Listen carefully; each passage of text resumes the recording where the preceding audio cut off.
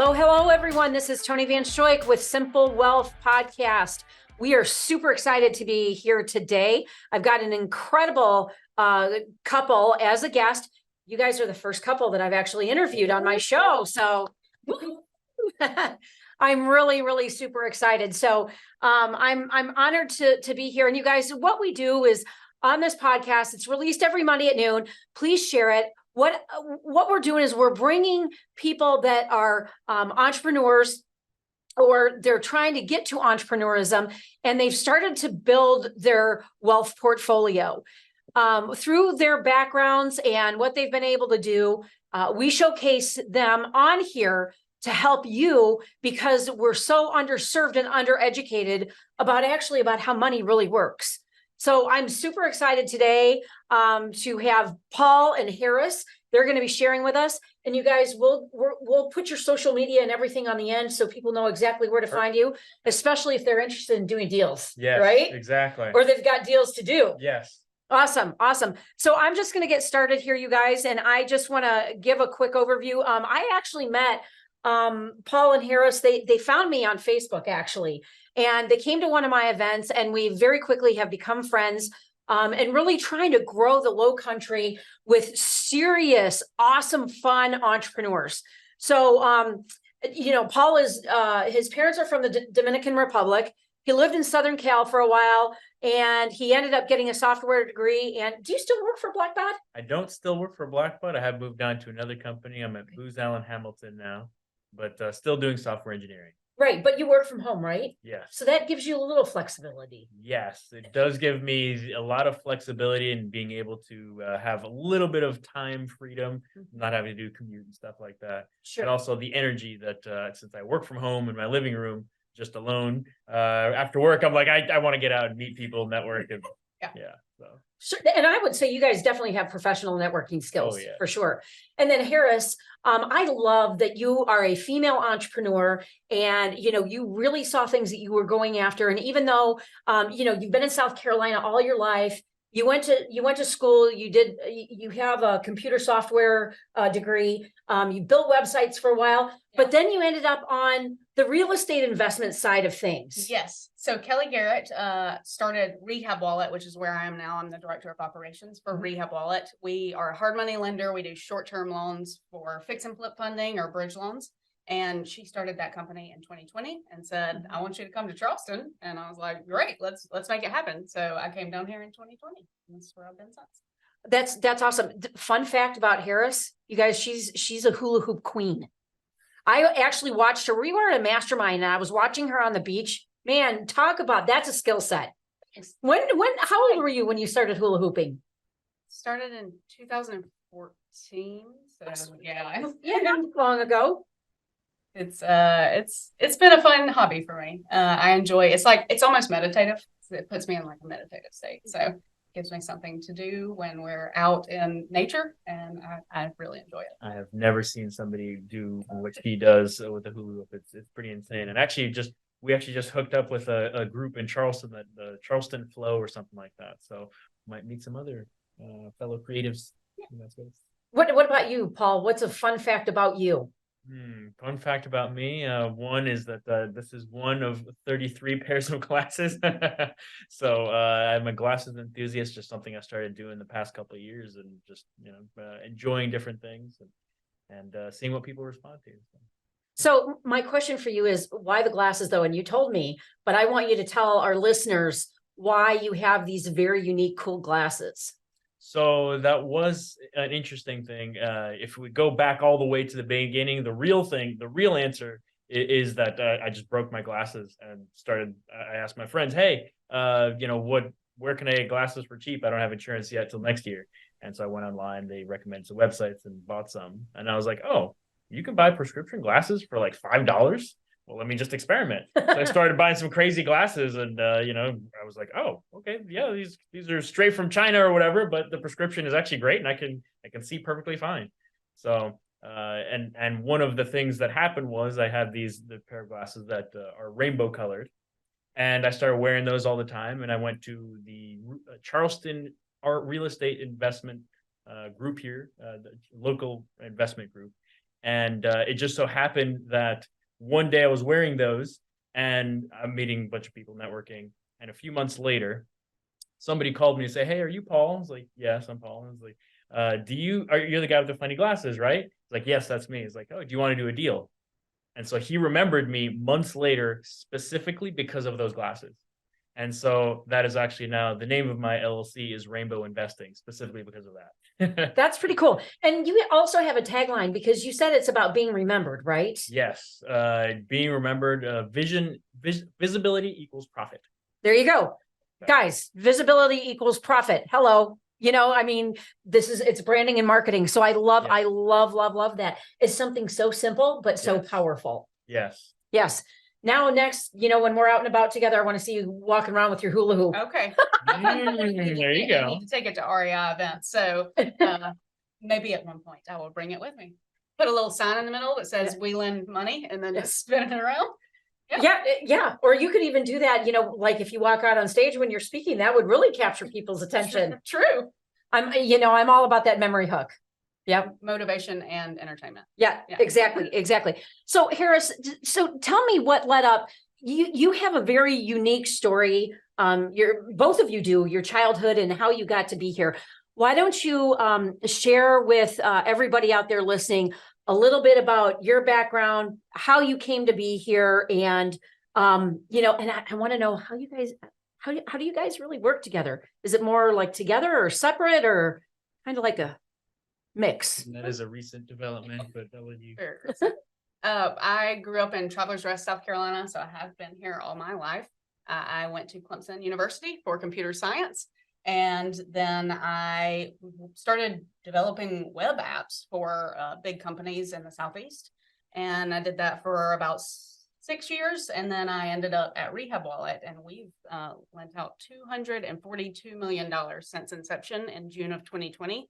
So we've really we've been pushing it. We've been killing it. We have an amazing team.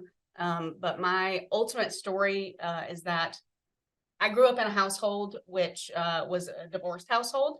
Some of my family members, for lack of better words, were eccentric in their lifestyles, and so that made me very open-minded. But there was a lot of hurt in my family because of that. And so I always felt like I was accommodating everyone around me. If you were upset about something in my family, I was accommodating. And ultimately that led me into this realm of taking care of everybody else and not taking care of myself. So one of my biggest things that I'm working on right now with his help is a lot of self-love and letting go of limiting beliefs and knowing that I am important, and that it's okay to prioritize myself and not prioritize everybody around me. It's really funny you say that, because right before we did this interview, I was just on a training slash coaching slash mindset call talking exactly about that. If we do not put ourselves first, we can't pour from an empty cup. We can't really show up 100% for other people if we're not self-actualized. So congratulations on you realizing that, and congratulations on you helping her get there. Yeah, appreciate that. I think that's a journey we should all take. Yes. But entrepreneurism, it's not for the weak.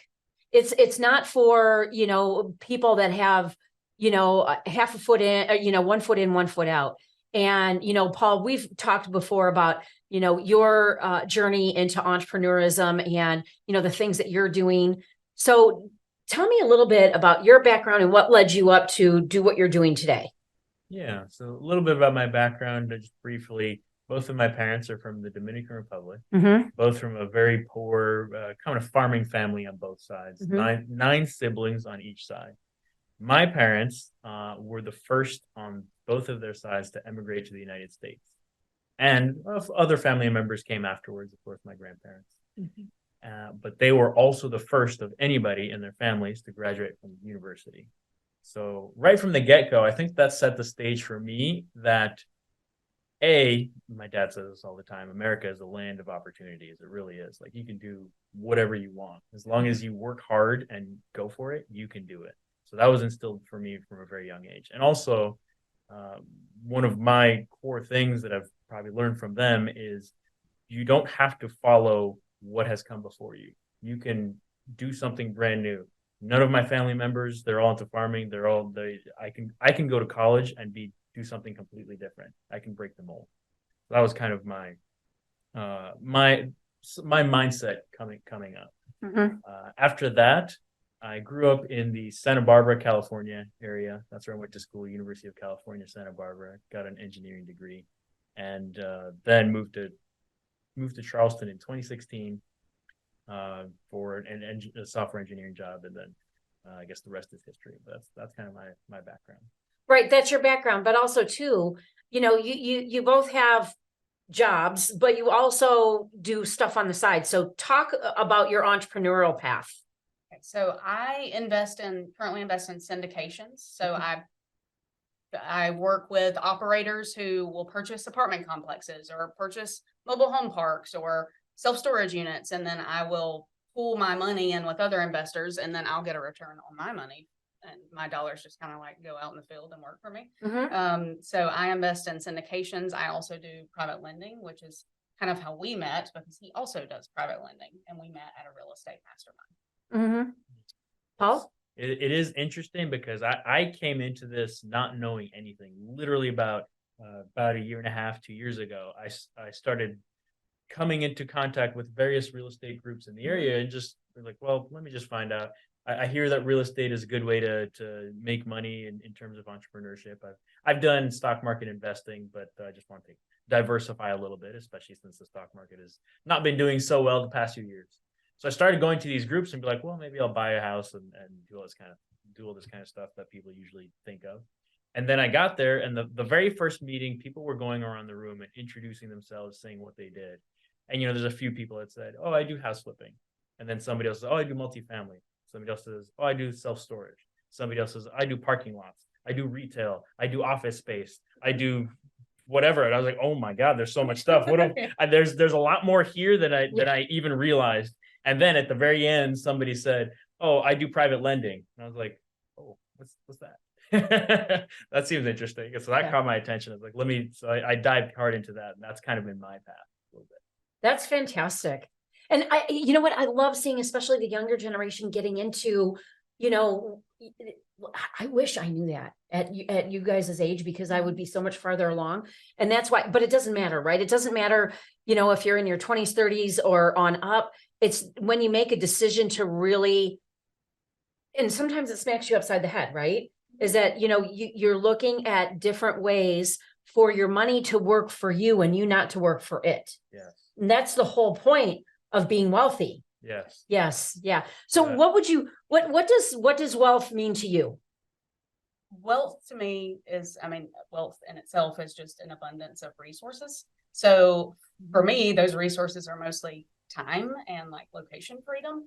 Obviously money is what most people think of when they think of wealth, but money does not motivate me. So the ability to be able to travel and we love going to summits and events and learning. We both love to learn. So being able to have the freedom to go and do those things when we want to do them is incredibly important to me. So that's what wealth is to me. Okay, Paul, what about you? For me, wealth means that you have, I like your word, an overabundance of money. And for me, what I would like to think about is using that money to shape the world in however you want to shape it, whether it's your local community or the world at large, or maybe, other planets eventually or something like that. But just, you have the resources to do the things you want to do, whether it's build a school in Africa or something like that, or just a new community center in Mount Pleasant, whatever it is, something to shape the world how you want. That's what I like. Oh man, I love that. I love that. So, throughout, your journeys and stuff like that. And I know that, you've had to overcome some major challenges. So, Paul, we'll start with you. Why don't you tell me, I would love to get one example personal and one example with, one of your challenges professional. Yes.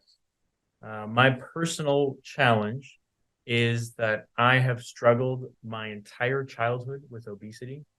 Ever since a very young age, I was very overweight, and I tried everything that I possibly could think of. a lot of exercise and different diets and stuff like that. It wasn't until the past maybe 5 or 10 years where I finally got a hold on it and I found what worked for me. And now I'm very strict about my diet, my exercise, because I have something that other people don't have, where other people might be like, oh, I'm just going to have these cookies or whatever it is. And it doesn't matter. For me, I remember the pain that I had growing up, other kids teasing you, bullying you, just not feeling good all the time. And so that's, for me, I'm very strict about what I do on a day-to-day basis, because I don't want to go back to that. Yep. So let me, and I love asking this question, because especially when we face such difficult challenges in our childhood, do you think that made you more resilient?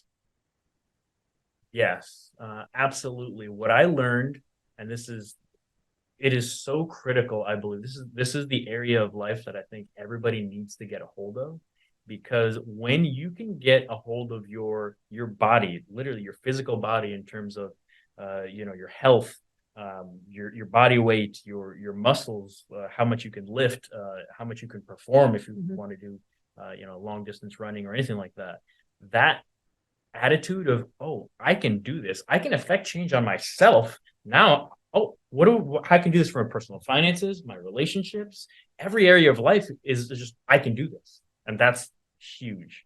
I think it starts from there. That's awesome. That's awesome. What about professionally? Professionally, this is something that I learned, that I'm still learning actually, is that I'm very much a software engineer through and through.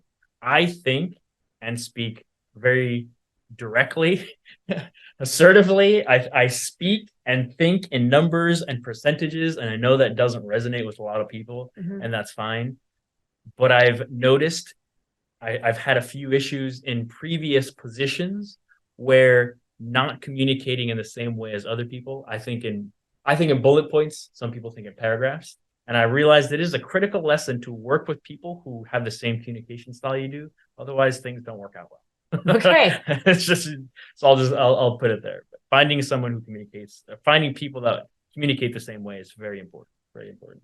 Very good. Very good. Thank you so much. Harris, let me turn it over to you. Tell me one personal and then one professional challenge that you've had. So the biggest personal challenge I've had, I spent 5 years with an addict, in a relationship with an addict. And I always was the type of person who was going to take care of them, bring them up. I was a I'm going to fix them type of person, that I really cared about them, but you just can't help somebody that doesn't want to be helped. Oh yeah. So it took me a very long time, 5 years, to realize that. And I ultimately determined that I can't hold on to things that don't serve me. So leaving that specific relationship was probably the first step for me, and starting this journey and becoming an entrepreneur, because I was able to put myself first and say, all right, this is about me. I can't waste any more time. I've already wasted 5 years. I can't waste any more time on fiddle farting around, is what I like to call it. So can't fiddle fart anymore. I'm going to move on, do something great. Yep. Okay. Well, you know what? I know addiction all too well, and I can certainly empathize, what you went through, which is it's not easy at all. It's not easy. So, but in the end, it does make you stronger. Yes. Yes. Very much does. Yes. Okay. What about a professional challenge? Professional challenge for me was when we started Rehab Wallet in 2020, it was just me and Kelly Garrett and our managing director, Angela Dunn. And we did everything. We wore all the hats. And as we started to hire people, I wanted to control all the little aspects of everything that was going on around me, because I knew that I did it well. And then when we started to hire people, I'm like, are they going to be as good as me? I don't want to give up control. And as I started to give up control, I realized some of these people are actually better at this than I am. So learning how to delegate, say no to protect my time. Like, this isn't worth my time. I need to go do something else that's going to benefit the company, instead of me going to do redact PDFs. Like, that's not a good skill set for me to perform at work. But delegating those tasks to other people, understanding that they might actually be good at the things that I'm not anticipating them being good at, and allowing them and the freedom to do that and empower them to do that. Mhm. That was a really big challenge for me to overcome. It is for a lot of people that are very like high vibration, attention to detail, that type of thing. So well, I had the same problem too. It's like you want to have control because you know it's going to get done the right way, or it's going to get done on time and all that kind of stuff. But that's one of the beauties about being an entrepreneur, is letting the non-income producing activities go. Yeah. So, all right, very, very interesting. Okay, you guys, next. Oh, I love, this is one of my favorite questions to discuss. And that's core values, or your pillars. And, you know, as entrepreneurs, we just march to a beat of a different drum. Yes. Okay. So Paul, I'm going to start with you. What would you say are your core values, your pillars, your non-negotiables when it comes to living life, running your businesses? You know, give me the nitty gritty. Yes. One of the absolute biggest pieces that I have, and this comes from an old video from Steve Jobs, where he's talking about how it's a very short 2 to 3 minute clip. He's talking about the idea that most of the things that happen in your everyday life are built by people that are no smarter than you. And then it is an incredible realization to understand that you can literally poke the world and things will change, because you have that power to modify your community, the people you're with, even the world. And so I live with one of my core values is intention. Live with the intention to go to events, to do things with a specific result that I want to do, because I want to poke the world and have things happen. So that manifests in so many ways, but talking about running a few different meetup groups, going to different groups and setting the agenda, wanting to do specific things in our community. So just being intentional. Don't be passive, be active. That's my thing. Okay. It'll be as simple as like, we're eating dinner somewhere and we need to move tables because it's too cold. And I'm like, let me ask the server. And he's like, just poke the Yeah. just go do whatever you want to do. I'm like, okay. So I've had to adjust how I live, because he's right. You have to poke in order to get what you want sometimes. You have to ask. Yeah, ask. You have to ask. And I mean, I think it's the same analogy, right? And when I'm teaching and coaching, is that if you don't ask, the answer is always going to be no, because people aren't going to know, right? I'd rather get somebody to tell me no and find out, you know, I mean, not necessarily moving tables in a restaurant. I'm talking about, you know, doing a deal, or, you know, investing in a business or something like that. Is that I want to know. And if I like the finite details. And especially what people don't realize, especially in terms of real estate, everything is negotiation. You literally get what you say. So if you don't ask for the deal, you're not going to get the deal. Right. It's the same thing. It's the same thing. So asking, and I'm going to tell our audience right now, if you guys are listening, I don't care what it is. I don't care if you want to go and date someone and you haven't asked, you'll never know. Sometimes, you know, the best things happen is because you had the balls to ask. I mean, that's a huge thing, is that most people are so fucking afraid of the no that they won't get past that because they're afraid of being rejected. Okay, I'm going to go off here on a tangent for a second. No, let's go. Please. And I like what you said about directness, because I have actually learned, my husband is an engineer, a former engineer, but he taught me the art of being direct, because there's nothing wrong with it. Right. And what I do is I use what's called an Oreo cookie technique, where, you know, what we were talking about the other day, you start with something good, you address the issue, and you ask them for solutions, and then you end with something positive, right? Because one way or another, you have to get to the core root of the issue. Okay. But that's the same thing with no. When people say no to me, I'm like, okay, why? I want to find out, what can I do to make this a yes? And on average, it takes now 8 to 10 exposures to get to a yes. So that's gone up by 25% since COVID started. Yeah. So people are just more discerning. We've actually started disassociating ourselves with people that we feel are meek. So it's not as worth our effort to go and speak to somebody that might be a little bit more meek, or if we notice that they're not taking and asking and telling people what they want. Well, you're never going to get it. So we find ourselves as entrepreneurs disassociating ourselves with people who we call meek. Wishy-washy. Just Same thing. Go do something and be amazing. Like, Yes. why are you floating around fiddle farting? Yes, Yeah. exactly. We talked a little bit about this, but like when you invite somebody to do something and they say, I'll try to be Oh there. God. And it's like, That is- you effing know you're not going to be there. Just say no. Yeah. Like, why do you have to fart around and just say, I'll try to be there? Just, you're not gonna. Keyword for this episode, fart. Yeah, Yeah. fiddle farting around. Fiddle Like, just be direct. Yep. Now, Harris, what about your core values or pillars? Probably the top one, which we discussed earlier, is self-love. Like I am all about that. It took me a very long time to get to that point.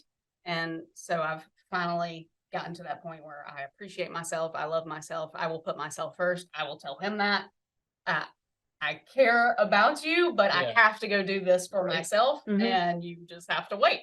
So that's one of mine. Another one is I've recently learned this, that I am all about the pursuit of education.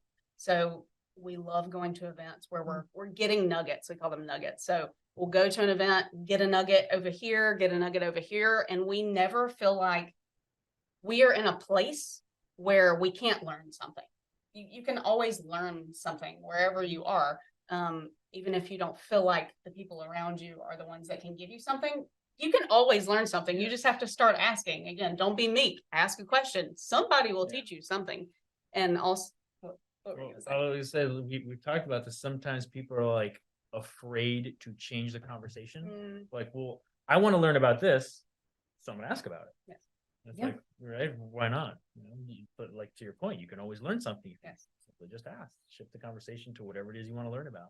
Yes. And then also one that I'm working on still, it's very important to me because of my relationship with an addict, integrity. Somebody doing what they say they're going to do.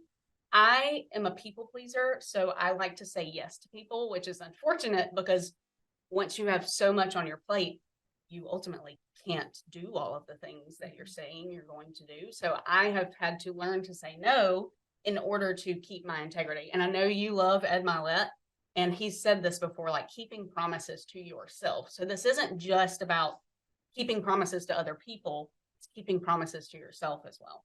So integrity is something that I'm working on, but it is incredibly important. Oh, it's my number one as well. So I feel exactly what you're talking about. And, I don't think we've ever talked about this before, but my ex-husband was an addict. So I've been through it. And then my son also as well. So, I mean, you know how that makes you feel, and it just really does make you feel crappy, for lack of a better word. It makes me feel like shit, but, that's really hard to overcome. But now integrity is so important to me that if it's violated just one time, we're done. We're done. You had, because especially when people know that they made a mistake or they did something that was wrong, and then they try to hide it, and then it layers itself, right? That to me is just, don't waste my time. It's a time waster. Yes. So I feel you on that one. Okay. All right. So I want to talk about and I'm huge on vision. Huge on vision. Yes. It's one of my favorite things to talk about. It's one of my favorite things to really open up people, to even dream bigger than they originally are dreaming, right now in the moment. So what does that look like for you, Harris? What does your vision look like, over the next 12 months, 5 years, 10 years? And I know that everything is a work in progress. Okay. But I want to know what are your big goals that you've got for the next 10 years? Big, very audacious goals. Yes, your bag goal, baby. Bag goals. So for the next 12 months, I would really like to bring an additional stream of income. The wealthy have 7 streams of income. I'm currently doing private lending, syndications. I have a director of operations job, but I want something else. So we've been talking about doing something, even just with my primary residence, to bring in extra streams of income. I mean, plenty of space. I could put an ADU back there. I could build out my shed. I could, you can rent your land for boat storage and make money off your land. So you can do a lot of things. So 12 months for me is just bringing one additional stream of income. So the other random one that we just learned about is apparently people rent tents on your land. So people pay good money to just put up a tent in your backyard and rent that out. So Bringing it, that was a wild one for us. We're like, really? Okay. you Well, can make money interesting. so many People can ways. glamp in your backyard. Yeah, there you go. For me, 5 years, I'm looking at, with Rehab Wallet, we're at $242 million since inception. I want us to get to $1 billion. So in the next, I think it'll be 5 to 8 years, we can do $1 billion. And then for my 10-year goal, I would really love to take the money that I'm making off of that and be able to passively invest that so that I can have that time and location freedom that I want and invest that money into syndications and passively have my income come in so I can go do whatever I want to and we can build the things that we want to build for our personal selves.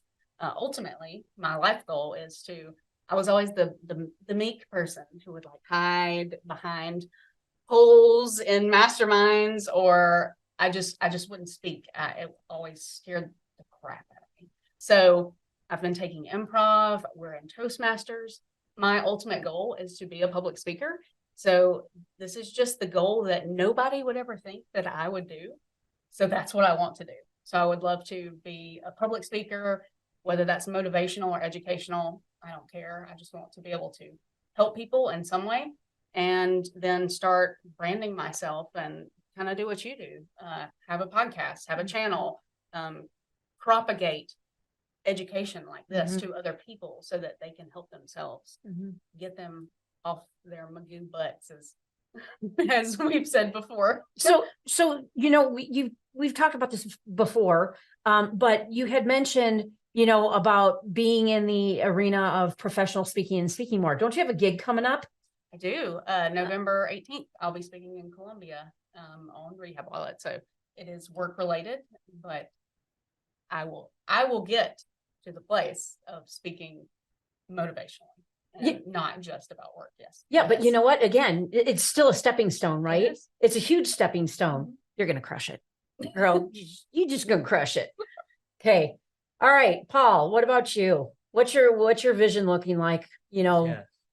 And just for the audience's sake, I'll say that we both attended your vision casting workshop where we made a vision board, which was fantastic. I've never done that before in my entire life, and it was very powerful. You know, taking dedicated time. What do I want to accomplish with my life? So a few key points. The 1 year thing, I'm kind of in the similar boat, is I would like to add additional streams of income. So we're both doing private lending, but also I would like to get in the realm of software consulting, using my software engineering knowledge it seems so many people that we meet, whether the real estate groups or the small business groups, that people could use help with automating their business. Yeah. Oh, that's it. It's huge. That's huge.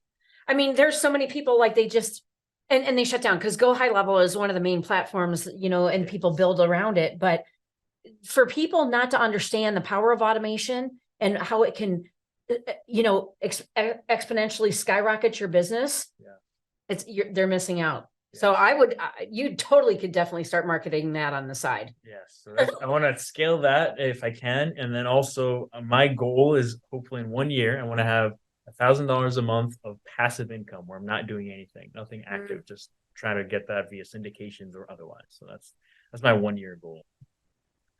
For 5 years, this is something that is just near and dear to my heart, a passion project, is I would like to own and operate a community for owners of tiny houses on wheels and make it be an intentional community for self-optimizers.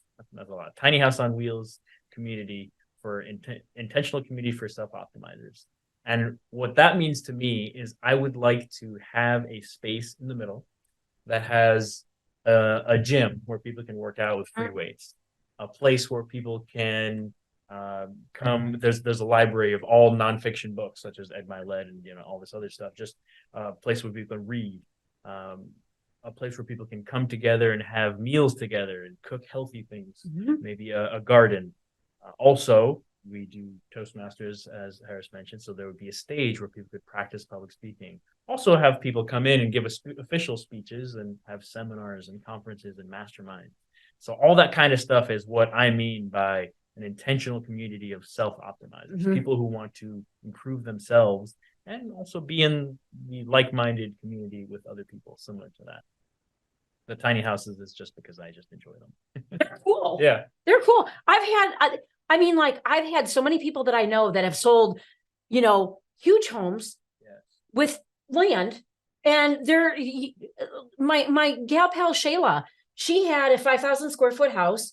She had like 50 acres, sold the house, kept the land, and just put her tiny home right out there in the middle of her farmland. And she lives in like the middle of nowhere, Oklahoma. And she loves it.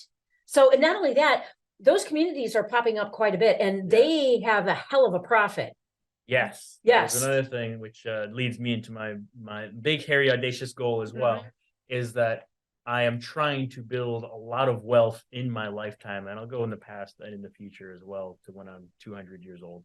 I'll get there. So as I mentioned, both of my parents are from the Dominican Republic, and they grew up very poor, and they kind of came to the U.S. and bootstrapped themselves up to do better in life. My mom, she was a real estate agent for Century 21 back in the day. Oh, the gold jackets. Yeah, exactly. She was so good that she won, and this was back in the early 80s. She won a big screen TV back when they were like hundreds of pounds. So, yeah, it was worth tons of money. So she was so good at that. And when I was 4 years old, I have a middle brother, Mark, as well. They took us to Disney World one year as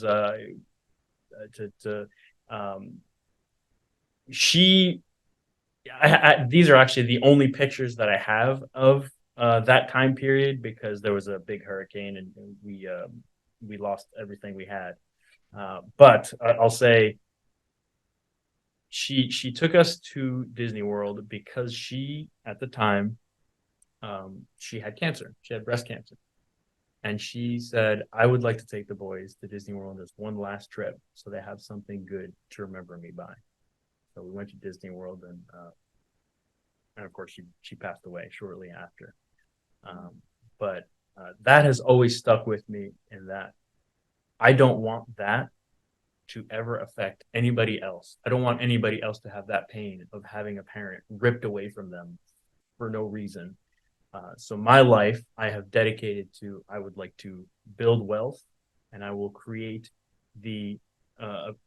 this is my eventual goal. I would like to create the Regina Jorge Santana Foundation for breast cancer research to solve that problem for everybody. And that is my big, hairy, audacious goal. I know that's going to take a lot of time, money, effort, and wealth to do that. Okay.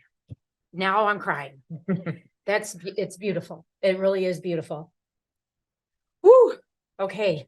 If anybody has enough intention in their lives to do that, it's definitely. Oh, I have no doubt. You spoke it out into the universe. Now, you're going to have thousands and thousands of people listening to this. So you never know what might result from it. Yeah. Right. Okay. So you guys, we're going to wrap this up. I know you got me teary-eyed there for a minute, brother. So I just want to wrap this up. What is your one greatest piece of advice that you can give someone that's listening to this? Maybe they are an entrepreneur. Maybe they're looking to be an entrepreneur. Maybe they're struggling. But what's the one piece of advice, Harris, that you can give them? We went to Lewis House's The Summit of Greatness in Ohio this year. And one of the biggest takeaways I had from that event was what he called the 85 whys. And it was, what would your 85-year-old self say to you now, today? And that got me thinking a lot about what I want to do with my life, what my purpose is, if you even believe that you have to have a purpose. And that's what I would recommend to other people watching this is go deep inside of yourself and figure out what you want that will not create regret in your future. I do not want to be 85 years old, not able to move, and think I should have taken better care of my body, or I should have read more books, or I should have went to more events and spent more time with the people that I love. That is not what I want. So I would dig deep into what you want and make it happen and hyper focus on those things. Because if you don't take action, nobody's going to take action on your behalf. You have to do it yourself. That's my advice. Wow. That was wonderful. Wonderful. Thank you for sharing. Paul? For me, probably some people can resonate with this. A few years ago, back during COVID, I found myself, I was single, working from home, and then the world shut down. So nothing was happening. And for the first time in my life, I experienced almost crippling loneliness is how I would categorize it. And I will say that if anybody's heard of the website meetup.com, it almost literally saved my life because I started going to various groups and I realized that, COVID has a lot of issues, but, what also kills people is loneliness. Yes. So I started going to various groups and just trying to find anything I could. And I forced myself to start going to at least one event every day if I could, if there was something happening, just going out. And through the years afterwards, I started creating my own groups, and some of which have done very well. Met so many wonderful people, so many wonderful friends. And then that morphed into, well, there's all these social groups. What else is out there? And that's when I discovered the real estate groups. And not knowing anything, I just started going to those. And there's this other group, and there's other group. I can learn here, and there's people here that were willing to teach me. And so my biggest piece of advice to everybody is, even if you think you don't know something, just put your feet through the door. It doesn't matter. Just go somewhere. Talk to people. Maybe it's socially, maybe it's a place of learning, maybe it's Toastmasters, maybe it's real estate, maybe it's the Chamber of Commerce. Just go somewhere and talk to people and learn, and you'll find your niche that way. I love that.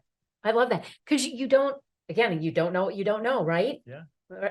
And when you go to these different types of things, though, I can relate to that because I started doing that about 2 years ago outside of my industry, because I was so industry specific focused that there are so many other opportunities out there and so many incredibly giving and gifted entrepreneurs and people. Yeah. So good for you. Good Yeah. for you. That had to take courage. It did. It's very difficult. And I've been doing this so long that it's kind of natural for me to do this, but I still have people joining my groups that they tell me I would love to come, but and then eventually they don't, but they tell me, it is so difficult knowing there's 30 people in that room and I don't know any of them, and that is terrifying. And I've been there. I know. Yeah. I can even attribute me going out and meeting people to him. I mean, he just pulled me out. If you need to go meet people, you just call Paul. He will take you to every single event and you will meet everybody. So thank you for that. That's why I am who I am right now, because he brought it out of me. Oh, I love that. I love that. So, you guys, we're going to go ahead and wrap this up. Great content, great information that you shared. I'm so grateful for you guys to be here. You guys, we're going to put their social media on there, but can you tell them real quick where they can find you? Yes. So you can find our company at Rehab Wallet, rehabwallet.com, or on Instagram or Facebook at Rehab Wallet. My personal is the Hoop the Hoop Investor. So that's where you can find me. I love that. And Paul, what about you? Where can people find you online? And mine is very simple. I've built a little profile for myself. It's at pauldavidsantana.com. calldavidsantana.com. Perfect. All right, you guys. So that concludes another episode of Simple Wealth, where entrepreneurs are coming here and sharing with you on how to best build your portfolio, build your personal and professional development, and be the best version of you. Thank you so much. Please share the show. And I can't wait for the next podcast to drop Monday at noon every week. All right, you guys, thanks so much for being on. Take care. Mwah. Love you. Bye-bye.